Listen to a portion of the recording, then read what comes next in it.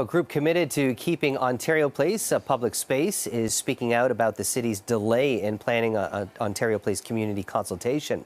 Ontario Place for All is concerned that the city will postpone the Ontario Place community consultation that was promised for June. They say with the Therma Megaspa development application at a critical point and public attention at an all-time high, it is crucial that Torontonians get an opportunity to have their say when it counts, not when all of the important decisions have already been made. Well, the Chief of Staff for Asma Malik, who is the councillor for Ward 10, tells CP24 at this time the city has not scheduled a community consultation on Ontario Place in June, though it was committed to.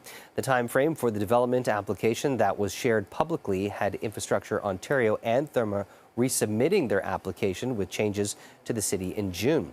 There was a commitment from the city staff for a community consultation as part of the development application process ahead of that resubmission deadline, either late May or early June. As far as we understand, IO and Therma have received substantial feedback from the public and city staff in the past months. If they are delayed in their response and formal resubmission, that can't be a reason to compromise public engagement that was promised for June. Well, meanwhile, fences have now been erected blocking access to the West Island of Ontario Place. The barriers are at the edge of Trillium Park, preventing pedestrians and cyclists from getting through on the pathway to the public space. The Ford government says the fences are to protect the public during construction. If we don't do the site servicing work and the shoreline enhancements, there won't be an island to enjoy years from now, Mr. Speaker. There are erosion and flooding issues. But that being said, Mr. Speaker, we have three wonderful tenants that are investing hundreds of millions of dollars to bring the site back to life so that 4 to 6 million people come there to enjoy with their families. And for more on this, we're joined live by Norm Pasquale, co-chair of Ontario Place for All. Thanks for stopping by, Norm. I know you've been, championing, this particular site for the people of Ontario, and obviously, hearing that there's delays about these consultations has to be some concern for you. Yeah, absolutely. I mean, we're here practically at the beginning of June, and with momentum and interest in Ontario Place at an all-time high, we just want the city to commit to the consultations they have promised. People are very concerned. I mean, you see the fences coming up at Ontario Place with no sort of notice. Like, it's up to a grassroots group like Ontario Place for All to tell the community, hey, there's a fence up, now you can't cycle and jog through the site. And then we also have this demolished and shrunken science center moving to Ontario Place, and what looks like a single source contract for bars and nightclubs to a nightclub operator who is a friend of the Fords. People are really concerned with the developments in Ontario Place and really want to have their say now. Have you reached out? Has there been any response?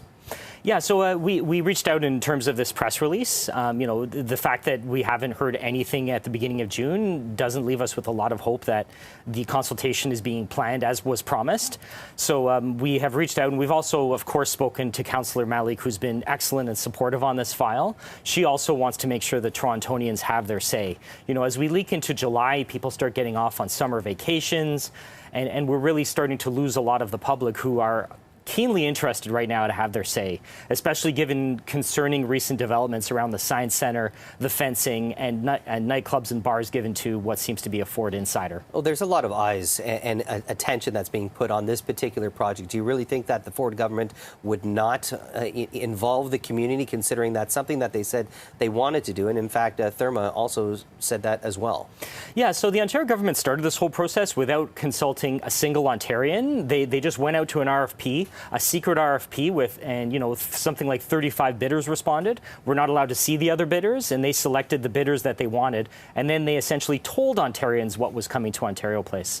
What we believe is that public interest, not commercial interest, must drive the new vision of Ontario Place. And the Ontario government has simply got it wrong up to this point and has not consulted the way they should have. The city has done a much better job, but we do want the city to keep their promise and commit to the consultation schedule they laid out. I was going to ask, what kind of other things would you like to see from the city to get them more involved? Obviously, we're hearing from one councillor, but do you think that this is something that needs to be brought, that all councillors need to get involved in? I know it's just in a specific ward, but at the end of the day, this is a destination place that is really supposed to be welcoming not only for all Torontonians, but for all Ontarians as well. Yes, and I'm really encouraged by what I'm hearing from the other councillors. This went to Toronto East York Community Council, and we heard some really supportive supportive notes from Councillor Perks, Councillor Bravo, and Councillor Moyes.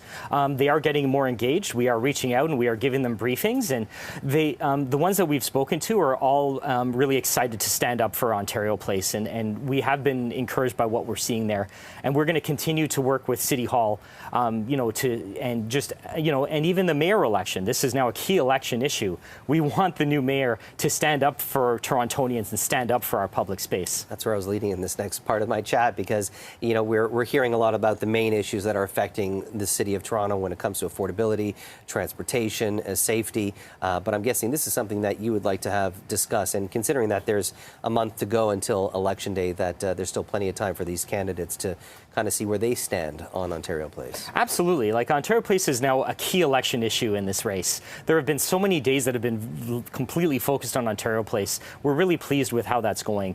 And we're pleased to see mayoral candidates such as, Olivia Chow, Josh Matlow, saying that they will stand up for Ontario Place and not just roll over for the government. We need a new mayor who will stand up for Torontonians and stand up for our public space.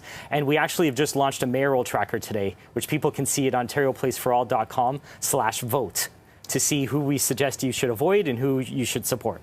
Do you have one that you want to say right now that you want to support?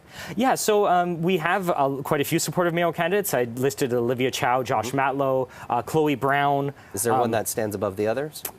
I would say that there's sort of an upper tier, and I was just mentioning some of them, but, each one of them has supported us in different ways. Like, Anthony Peruzza has recorded videos at the Science Centre in Ontario Place, standing up for them and bringing more of a suburban voice to the discussion. So each one of them is welcome to, add to this important discussion. Norm Pasquale, co-chair for Ontario Place for All. We appreciate your time. Thanks for stopping by.